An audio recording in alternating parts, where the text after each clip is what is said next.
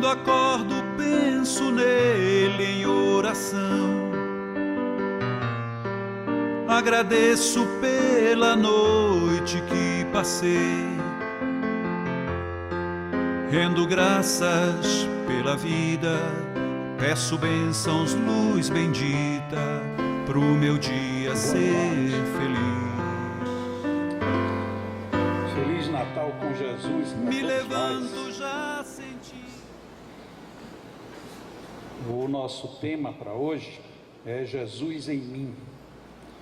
E eu gostaria de começar fazendo uma abordagem um tanto quanto distante disso. Pelo menos aparentemente distante. Uma senhora muito gorda, ela entra numa boutique, numa loja, para comprar uma roupa, e ela começa a andar pela loja e não encontra nenhuma veste que coubesse no seu corpo. E a vendedora, ela estava apreensiva desde o momento em que aquela senhora adentrou, porque se ela estava procurando roupa para ela, ela sabia que não tinha, e era uma coisa chata dizer: nós não temos roupa para a senhora, mesmo que não dissesse que é porque ela era gorda demais, isso ficava implícito. E então ela vai e pede a Jesus que lhe dê uma inspiração. Senhor, me dê uma inspiração, porque se essa mulher me perguntar, eu não posso dizer isso, eu tenho que dizer alguma outra coisa. E ela estava saindo daquele pensamento quando a senhora chega para ela e pergunta: vocês aqui não tem nada grande, pois não? Ela disse: claro que temos, veja só o tamanho do abraço que eu tenho para lhe dar.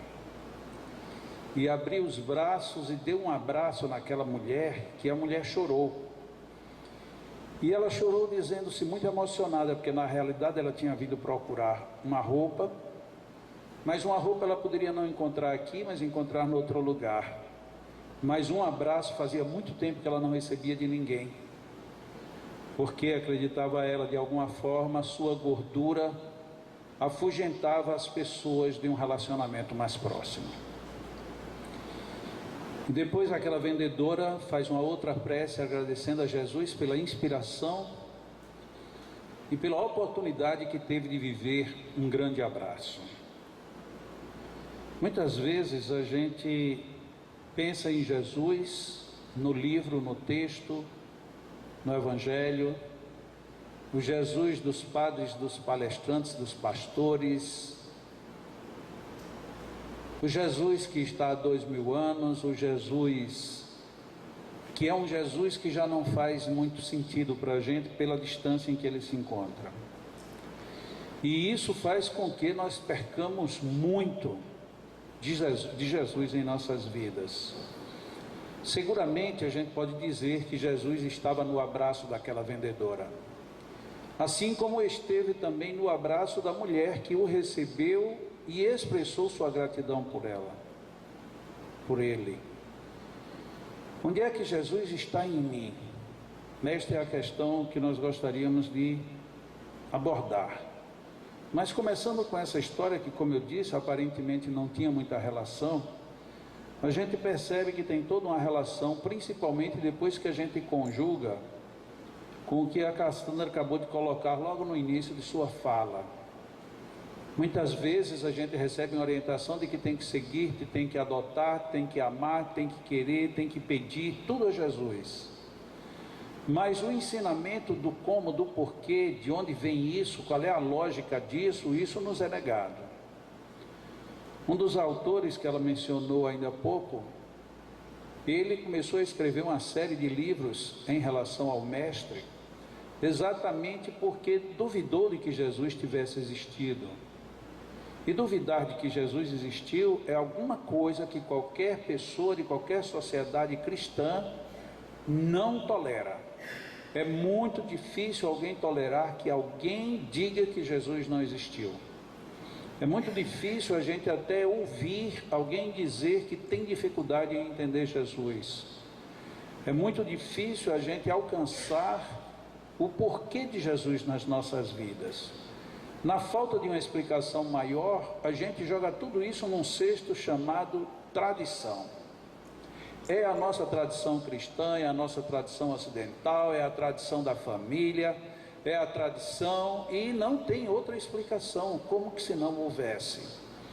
E quando alguma pessoa começa a pensar sobre isto, ela tem duas oportunidades: ou diz, deixa isso para lá, que isso é pensamento de louco, ou eu vou ser tão louco que eu quero descobrir aonde isso vai me levar. Uma vez, há muitos anos, uma companheira nossa, eu já contei isso aqui no Leão, uma companheira nossa que inclusive atualmente frequenta o Leão também, estávamos participando de uma reunião de estudos, e numa semana em que eu faltei, ela fez uma pergunta, e o dirigente da reunião, que estava me substituindo, pediu que ela não voltasse mais.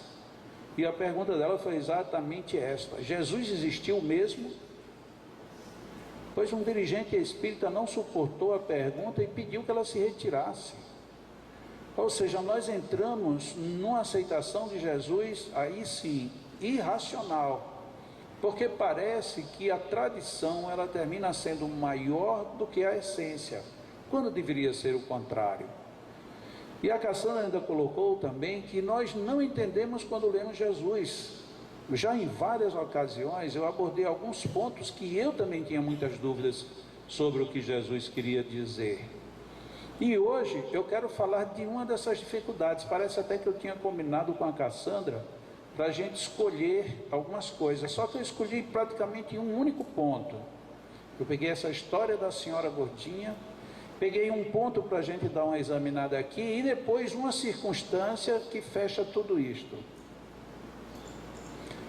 O pão em Jesus. O pão.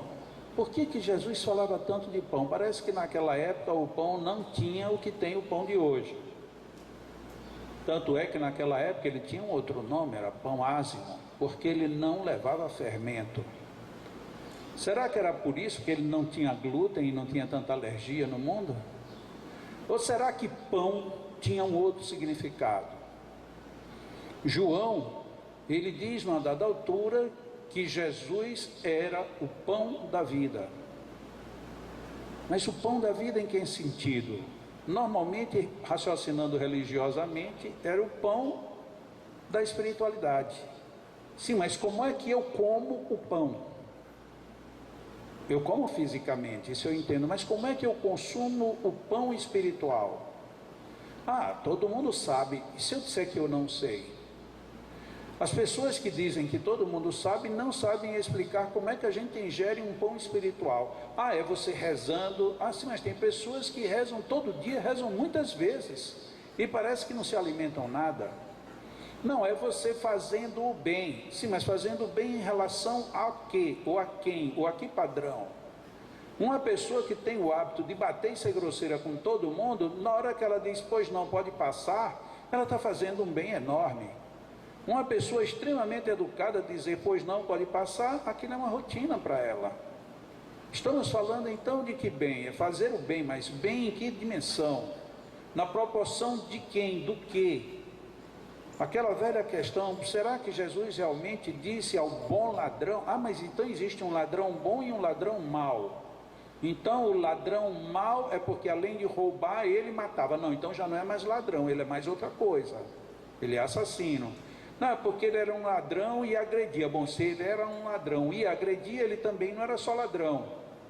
Mas de repente havia uma diferença entre um ladrão que era bom e um ladrão que era ruim. Por que um que era bom? Porque um olhou para Jesus e pediu perdão? Ou porque Jesus distinguia naquele homem que havia um outro padrão de solicitude em relação ao outro? Porque o que é ser bom? O que é fazer o bem? Tudo guarda relatividade dentro da nossa vida. Quando a gente estuda reencarnação, e uma vez eu fiz essa pergunta num grupo e foi uma tristeza. Se uma pessoa nasceu e matou 10 pessoas, ela progrediu ou regrediu? Todo mundo disse regrediu. Eu digo, sim, mas na vida anterior ele tinha matado 100. Ah, mas avançou, mas não avançou, porque continua matando. Quer dizer, então tanto faz matar 10, matar 100, matar 1000, é a mesma coisa? Não, não é. Então, quando nós falamos em progresso, quando nós falamos em fazer o bem, quando nós falamos em pão espiritual, temos que entrar na relatividade. Se a gente não entra na relatividade, o assunto fica totalmente complexo. Quer ver só? Mateus 4,4. Nem só de pão viverá o homem. Jesus disse isso. Ah, tá bom, então que não é só o pão. Mas ele estava falando agora de que pão? O pão ázimo, o pão francês comum, ou ele estava falando do pão espiritual? Ah não, Jesus falava em todos os sentidos. Então volta a velha questão, e como é que se come o pão espiritual? E aí a gente se engancha outra vez. Mateus 6,11. Dai-nos o pão nosso de cada dia. Qual é o pão? O pão alimento, refeição geral. Então o pão agora é só um símbolo de refeição. Ou o pão é o que me dá vida. Mas o que me dá vida? Tudo, porque o ar dá vida. Sem ar você morre. Bom, o pão da vida é o Evangelho de Jesus. Sim, e quem não conhece o Evangelho de Jesus, então morre também. Não, é o pão espiritual. Sim, e como é que se come o pão espiritual? Que é o pão que a gente está pedindo todo dia. Ainda agora, quando João fez a prece inicial, ele pediu de novo: dai-nos o pão nosso de cada dia. Sim, a gente vive pedindo o pão a Deus, mas que pão? Nós nem ao menos pensamos sobre que pão. E olha como Jesus vai colocando. Capítulo 7, versículo 9. Ou qual dentre vós é o homem que, se seu filho lhe pedir pão, lhe dará uma pedra? Ah, agora ele estava falando de pão. Ah, então quer dizer que quando seu filho tem uma dúvida na escola, você ensina ele errado, você está dando o quê? O pão ou... Não, mas aí já não é bem o pão que Jesus dizia, então é o quê? Então a gente começa a perceber que a palavra pão, ou o contexto pão, ele entra em várias feições dentro do Evangelho. E o que é mais grave, ninguém discute. Ele falava do pão e vamos continuar no pão. Bem mais na frente, ainda em Mateus, quando os discípulos passaram para o outro lado da margem onde Jesus estava, esqueceram-se de levar pão. Que coisa curiosa, eles não esqueceram de mais nada, só o pão. Será que nos farnéis tinha todo tipo de alimento? Mas é registrado no Evangelho que eles esqueceram de levar o pão. E Jesus lhe disse: olhai e acautelai-vos do fermento dos fariseus e dos saduceus, pelo que eles arrazoavam entre si, dizendo... Ele está dizendo isso porque não trouxemos o pão. E Jesus, percebendo essa conversa, disse: por que arrazoais entre vós por não terdes pão, homens de pouca fé? Uau!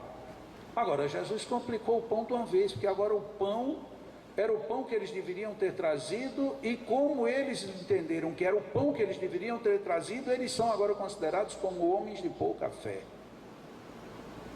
Mas a gente não lê esse Evangelho. A gente lê um versículo desse e fica tentando decifrar o que um versículo diz. Ah não, mas eu não entendo de cultura hebraica, cultura aramaica, eu não entendo literatura grega para pesquisar, saber qual era o sentido. Muito bem, então vamos só para a lógica, que é como nós estamos fazendo. Onde entra o pão nessa história?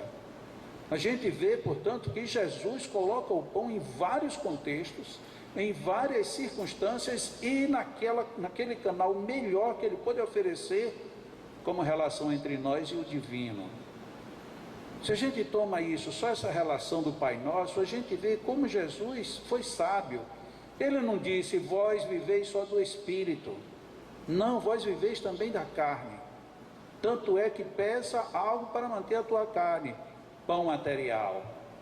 Mas logo quando ele diz que nós não iremos viver só de pão, ele nos joga agora na outra projeção que ele tanto trazia, que é agora a projeção espiritual. Ah, mas a projeção espiritual de Jesus é ler o Evangelho, seguir o Evangelho, gravá-lo, decorá-lo e saber versículo por versículo. Não, isso não faz diferença. Porque parece que o que faz diferença não é eu chegar na loja e querer uma roupa do meu tamanho e não ter. É eu receber alguma coisa que é melhor e maior do que aquilo de grande que eu estava procurando. Aí começa a entrar a relação entre aquela senhora gorda que entrou na loja e todo um contexto de Jesus. E que fica definitivamente complicado Quando Jesus, e aqui registrado mais uma vez por Mateus, no capítulo 15 agora, quando Jesus vê que uma mulher cananeia vai e se arremete para ele, isto não era permitido pela lei. Primeiro, não é permitido que uma mulher procurasse um homem, a não ser que fosse sua esposa e no recinto reservado do próprio lar. A mulher nunca poderia dirigir a palavra ao homem, de forma pública, jamais. E sendo de um povo de conflito, pior ainda. Mas a mulher cananeia rompe com todos os registros e com todas as barreiras. E como ela estava por perto quando Jesus passou, ela se arroja a ele e diz: Senhor, filho de Davi. Ou seja, ela reconhece todo o processo genealógico de Jesus. E não no sentido fisiológico ou genético, mas no sentido de hierarquia de psiquismo espiritual. Então ela vai reconhecendo Jesus como filho de Davi, diz para ele: tem compaixão de mim, Senhor, porque a minha filha está terrivelmente endemoniada.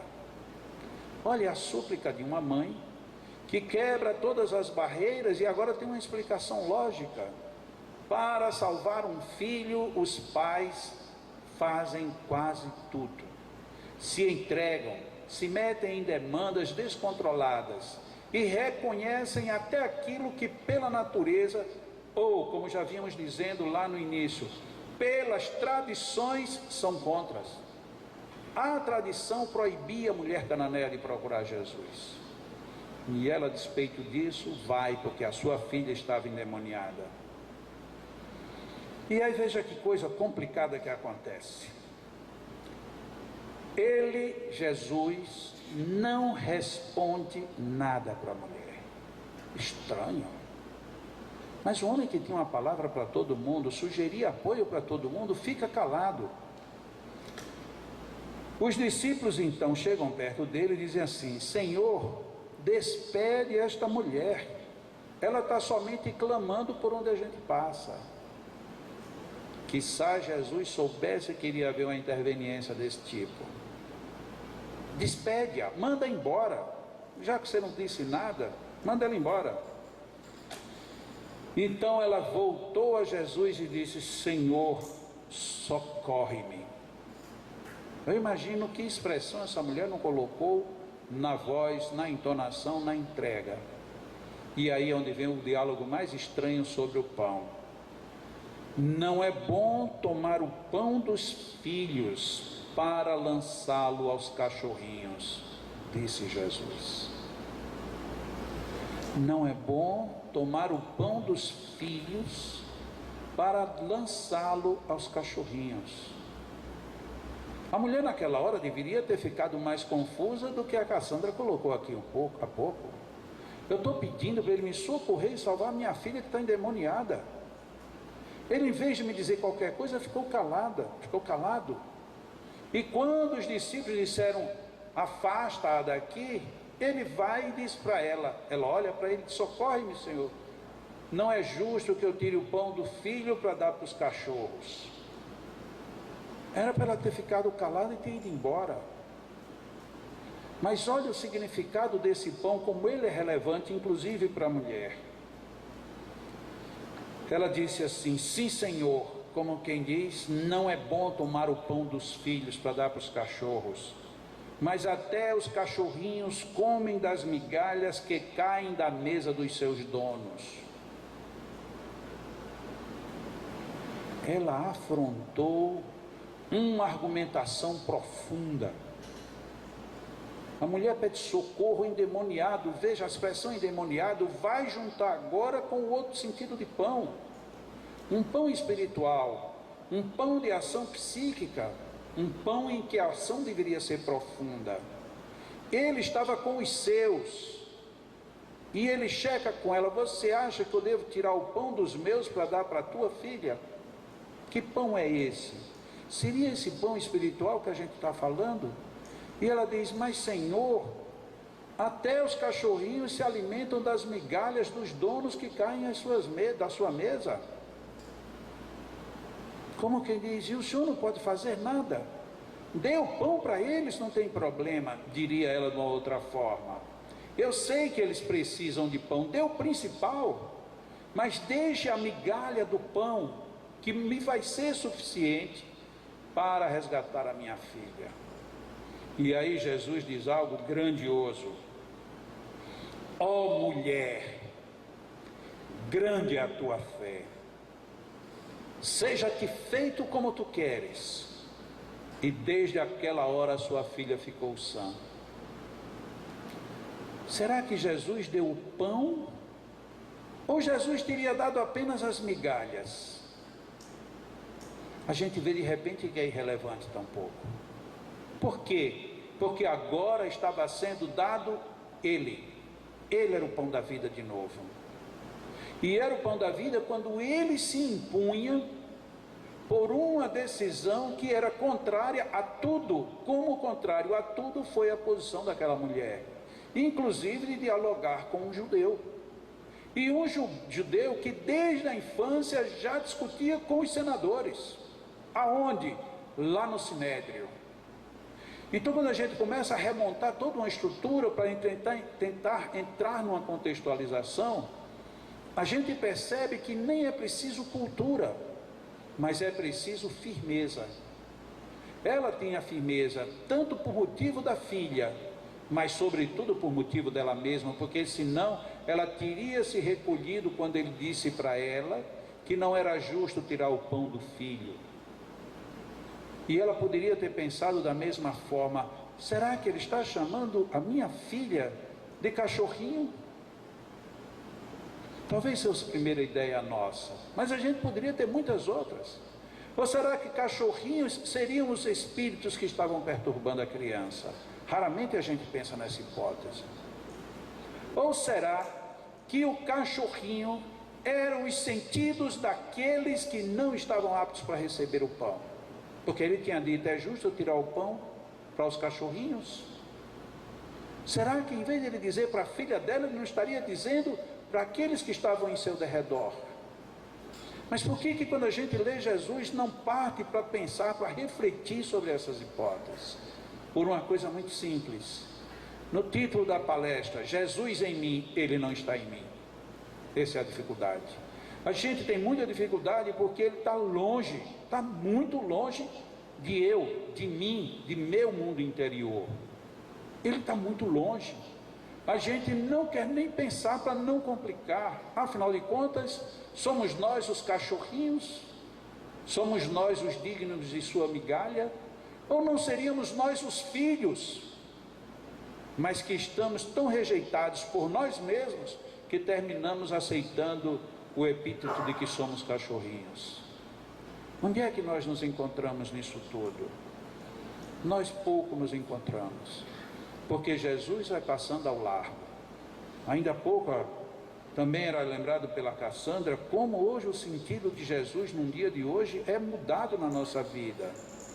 Eu não digo nem que isso seja ruim, até porque muitas pessoas que não se viam, não se abraçavam, não se falavam, seja por um motivo emocional, social, se procuram, se abraçam, se lembram, e isso já é uma grande virtude.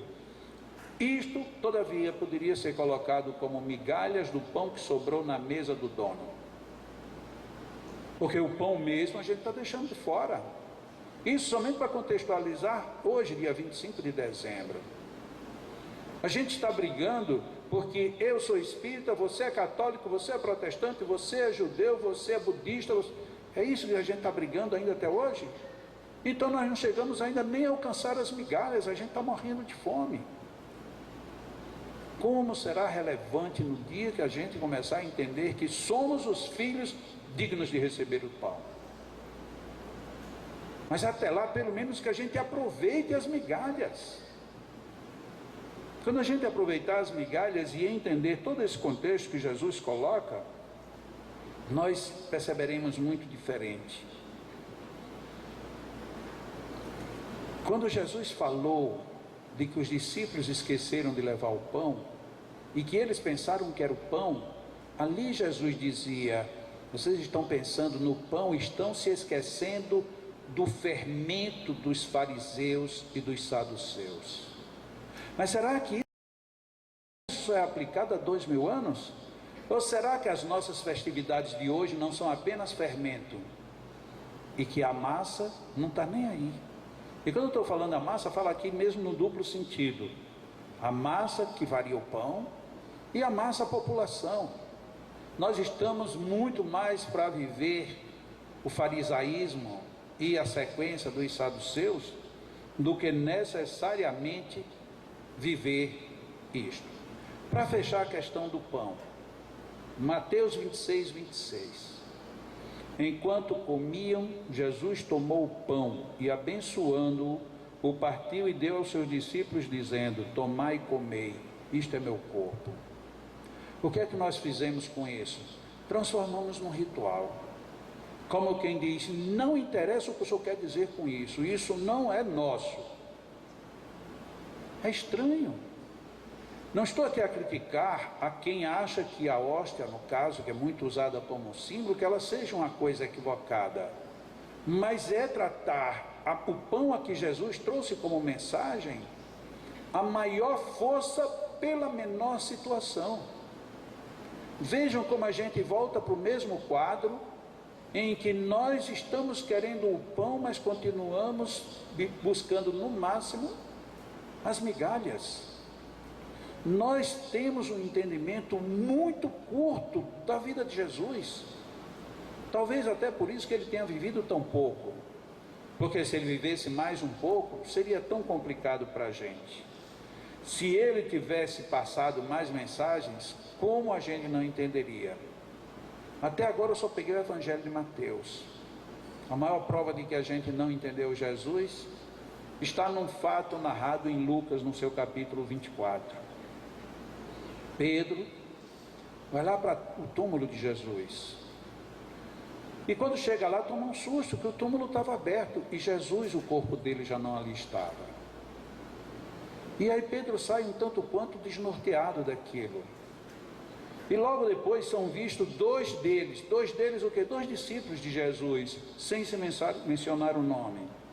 Eles estavam caminhando do ponto do Gólgota em direção a Emaús, que era uma distância relativa.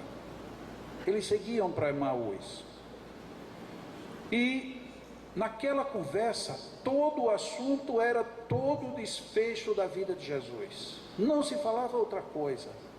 Mas eles, tão empolgados no assunto, não perceberam que um terceiro homem entrou no diálogo. Ele disse: mas de que vocês estão falando? Diz: como, tu não és daqui, tu és estrangeiro por acaso?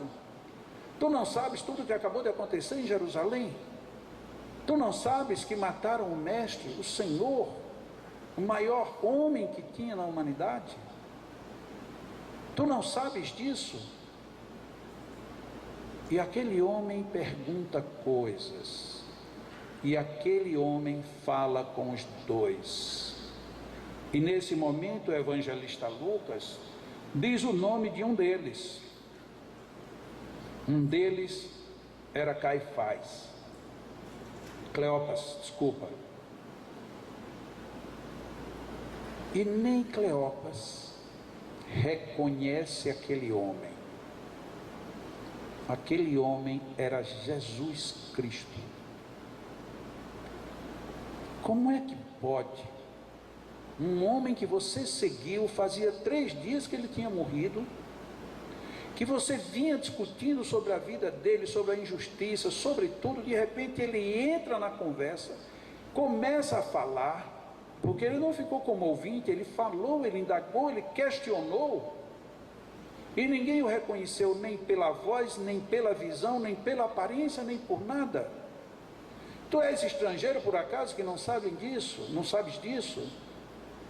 Essa é a cegueira em que nós nos encontramos em relação a Jesus. Muitas vezes ele chega a nós pedindo uma roupa grande para uma mulher gorda, e a gente tem vergonha de dizer que não tem, porque a gente não entende Jesus. Quando eu falo de magnetismo, de passes, há aquelas pessoas que dizem que isso nem é espiritismo. Mas quando eu penso em Jesus, eu me lembro que o magnetismo dele me deixa totalmente envolvido. o maior magnetizador de todos os tempos. Ele é dono de uma beleza imensa, uma beleza filosófica, uma beleza real. Mas se a gente quiser beleza retratada por muitos, a gente tem vários retratos de Jesus. Já se discutiu de que ele não parecia nem com isso, nem com aquilo. O povo daquela época teria que ter uma outra cútis, um outro cabelo, teria que ter uma marca bem mais densa, bem mais pesada. Ele dificilmente estaria sorrindo, o que eu discordo. A gente vê Jesus, inclusive, sendo replicado em outras filosofias, em outras doutrinas, mas sempre transmitindo, mesmo na pena de um artista que às vezes vê de uma forma já mais fechada, traduzindo uma figura exponencial, um ser que está muito além do que o que a gente pode imaginar. Conta-se inclusive que alguns pintores, e não um apenas, alguns pintores de Jesus sentiram-se verdadeiramente transformados quando começaram a tracejar. Você começa a tracejar Jesus e começa a vida a mudar. É como se a gente de repente começasse a ter surtos, um surto iluminativo. Meu Deus, eu estou tentando desenhar um homem, mas eu já desenhei tantas pessoas. Pintar o rosto de um homem, mas quantos eu já pintei? Estou querendo imaginar como ele é, e na hora que a gente imagina, a gente se perde. A gente fica sem entender mais nada, e com isso perdemos a referência dele, de que ele nos indica caminhos, de que ele indica soluções, de que ele nos aponta direções, e que quando estamos muito desesperados, afundando na lama, busquemos por ele. Ele mesmo disse: venha a mim que eu te socorro, eu te ajudo, eu te resgato, eu te abraço, não importa o seu tamanho. Isso é uma mensagem fantástica, que tira todo o tradicionalismo e coloca todo um sentido. Agora é preciso a gente tentar entender o sentido de Jesus. Seria mais ou menos a tentativa de que quando nos olhássemos no espelho, nos encontrássemos com ele. Ele está ali de frente para a gente, porque afinal eu quero Jesus em mim. Jesus lá fora eu já estou cansado. Jesus lá fora todo mundo fala, todo mundo diz, todo mundo pensa, todo mundo conjectura. Mas e dentro de mim? E como é que ele se reflete dentro de mim? Mas a gente muitas vezes ainda pensa que Jesus em mim é o Jesus que está apenas com os discípulos, quando na realidade é um Jesus que tem que estar dentro da gente. Ah, mas o Jesus, esse é o Jesus que cuida do mundo inteiro. Sim, e do meu mundo inteiro também. E fazendo algumas sequências dessas para apresentar hoje, de repente eu me deparei com uma imagem fantástica, porque eu sempre vejo a gente ter uma reverência a Jesus na cruz, Jesus crucificado, Jesus com coroa de espinhos, Jesus sendo açoitado, Jesus de toda maneira sofrido, inclusive ele veio morrer pelos nossos pecados. É um negócio tão denso. E de repente encontrei uma gravura num site americano dizendo: Jesus vive, e mostra a cruz sem ele mais preso nela. E ele vive tanto que deixa a marca ali, mas não está ali. Jesus vive. A questão é onde é que ele vive, onde é que ele está? Por que ele não está em mim? Por que ele não está dentro de mim? Ou será que eu vou ser eternamente também uma cruz vazada como essa, em que apesar de eu ter o símbolo de Jesus, ele não está dentro? Será que isso vale tanto?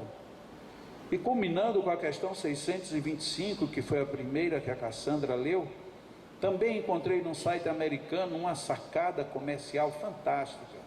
Os símbolos dos automóveis, esse pessoal estuda tanto para fazer coisas bacanas, e de repente alguém fez isso aqui: Jesus, a melhor de todas as expressões da perfeição.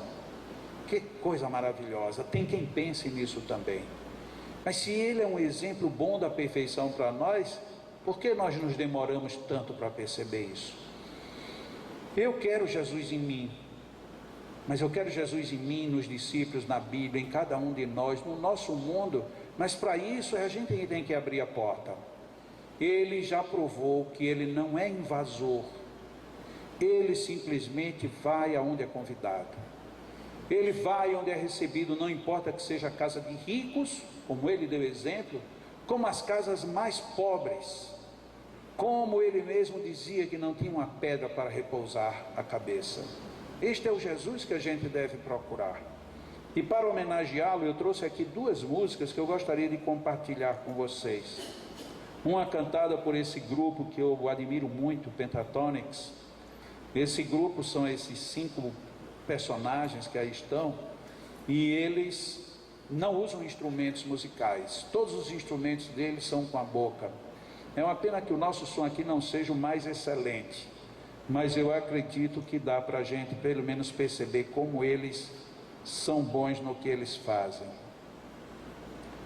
Deixa eu ver aqui.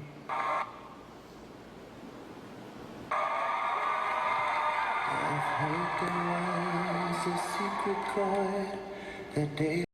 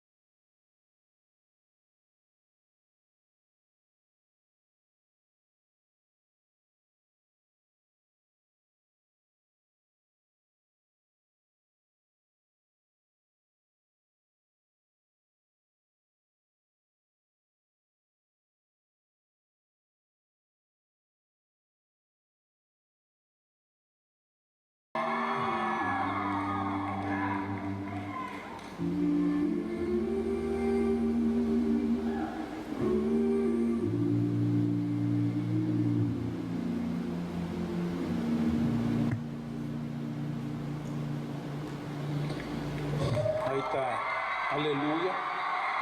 E quarta-feira passada eu falei de uma prece do Pai Nosso cantada em uma língua africana que se chama Babayetu.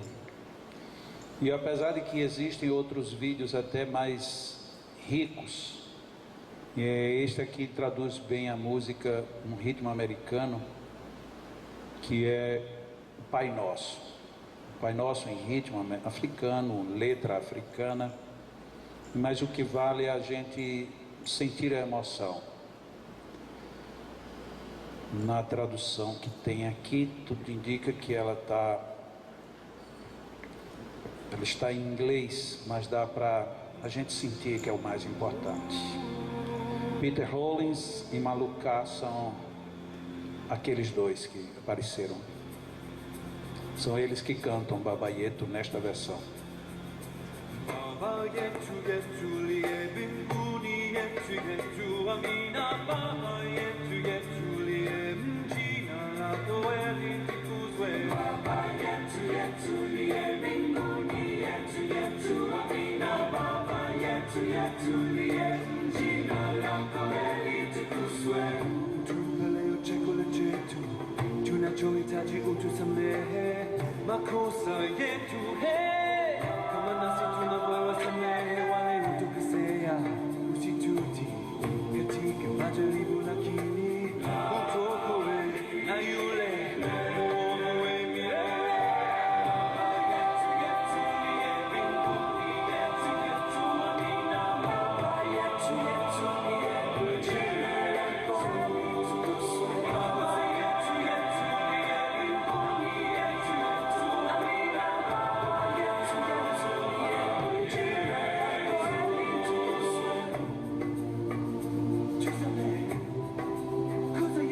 Perdoa-nos por nossos erros, perdoa os nossos pecados, de hoje e sempre.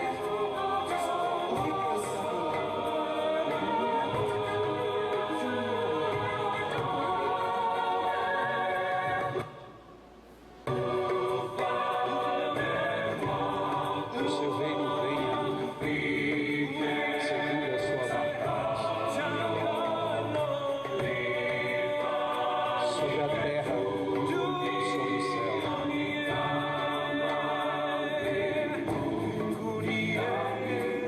Amém.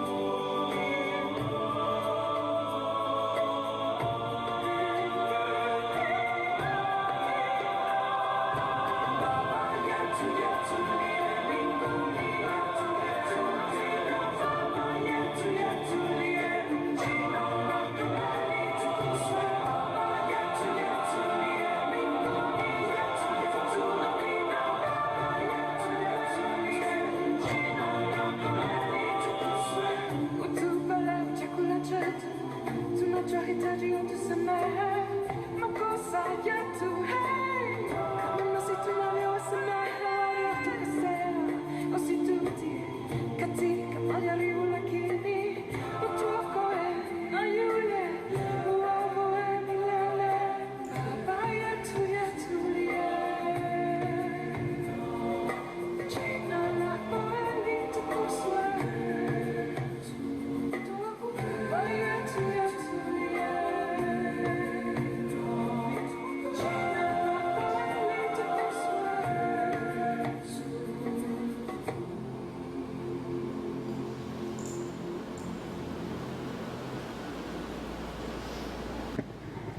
É isto, meus amigos. Jesus em mim, ele tem que estar em qualquer lugar, qualquer hora. E aproveito agora já só para dizer que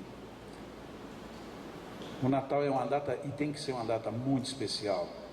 Não pelo calendário, não pela tradição, mas sobretudo porque, como muita gente se permite pensar nele, falar sobre ele, dizer dele, e ainda que de formas muito diferentes, é um momento especial, porque fica um clima mais favorável para que a gente pense construtivamente sobre este Jesus dentro de nós.